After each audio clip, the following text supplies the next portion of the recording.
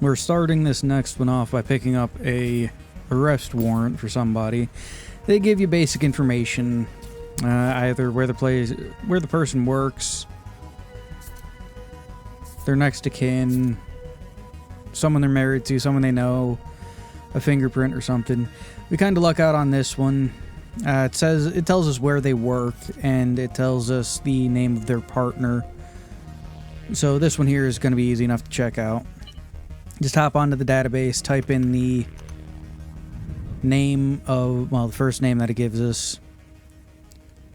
It's easy enough to get the information on where they live. Kaya, something. We get their information, we get their apartment. Their partner means they live with them in this game. Head over there, stick a bloodhound tracker on there. You can either use it to track people, or you can use it to track motion in an area. As we're waiting for that to go off to see if someone goes into the apartment, we get a new murder case. 301 Ree Terrace. Get there right around the same time the cops do, a little before. So I decide, hey, we're going to breach the door. We head on in. Start looking around. Find blood in the kitchen. Blood on the floor leading into the room. Search around, make sure no one's here. Sometimes you'll catch the killer at the scene. This one we did not. There's blood on the door. Leading into a bedroom / office. Checking out the crime scene, says put a pin in it. So I take out the camera to take a photo of it. A lot of this likes to disappear later on. I don't know if that's because the police clean it up when they get there, or that it's just a limitation of the game not being able to keep it there. I don't know.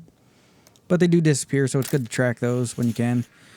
Notice one of the drawers open on that dresser.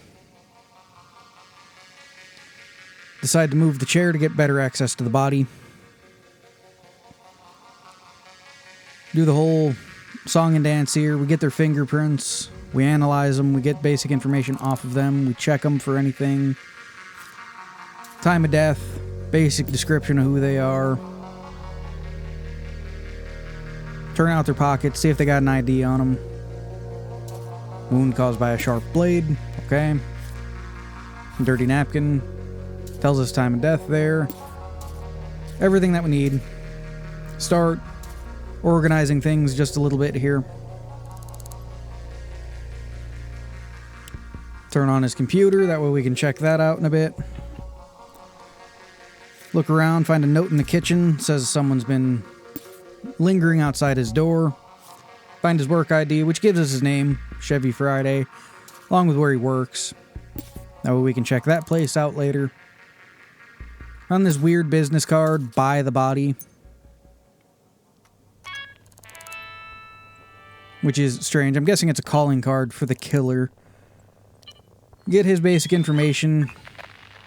Nothing new to report there. A couple of emails talking about someone maybe stalking him, maybe he's just paranoid. Give the entire apartment a good once-over with the fingerprint analyzer here. We grab a few fingerprints that aren't from the deceased. This CA one, this BZ one, and one by the name of Andrew Cole. I think Andrew Cole is one of the enforcers in the area. One of the cops showed up here. Continue giving everything a once-over. Decide to go over the desk that was, well, dresser that was open, and there are more of the same BZ fingerprints on it, which is leading me to believe those are the fingerprints from the killer. I must have also taken something. I don't know. So we go to check out his place of work. Head on in. Technically trespassing. Again, we have probable cause to be here. We go through the whole check everybody spiel from how it needs to be. You know, as an actual database and not a search registry for them. And we come across a matching set of fingerprints. This Kubo person. We try to organize things, that way it's not a tangled rat's nest of everything. Head back over to the database. Backspace out of Kia, put Kubo in there since that's the person we're actually looking for, the murder suspect, so we can get their apartment number. And 201 Austin Terrace, alright. Means we can go and, well, apprehend them.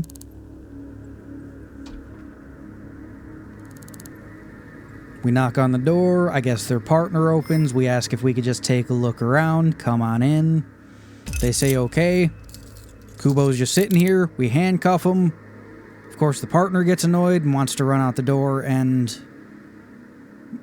hit the panic button. Soon as we say we're arresting him for murder, everything calms down. After all, we have probable cause to be arresting him. Asking them why they committed the murder. They said it's just business. Just a business decision. It just makes them stronger. Don't need dead weight in the corporations. Looking around, I see there's a fucking sword sitting over by the windowsill. I figure, hey, maybe this is the weapon that killed him. After all, it said a sharp blade killed him. It's a katana. I'm guessing it's a sharp blade. So we link that back to the entry wound there. Just to make everything flow a little better. We head back to City Hall, grab the paperwork to fill out. Kubo's the killer.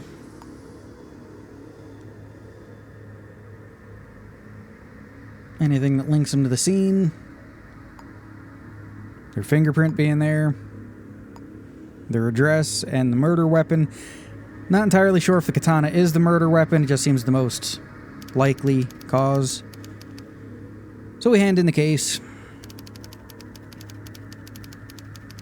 After a couple of tries there. Take a seat and wait for it to finish processing.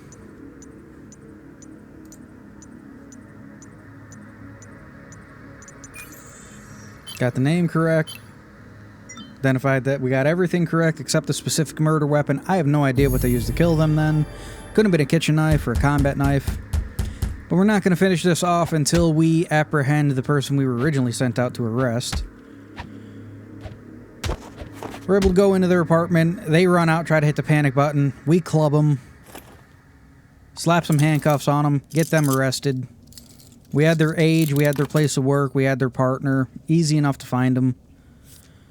We search them because it said they might be armed and dangerous. And they are. They're carrying a handgun. With all that said and done, we can resolve this case. With just some extra money in our pocket. All we got to do is head back to City Hall. Hand it in, which we do. Take a seat while it processes. Doesn't take as long to process as a murder case. Identify the suspect, arrest the suspect, did all that, got paid for it, which is good.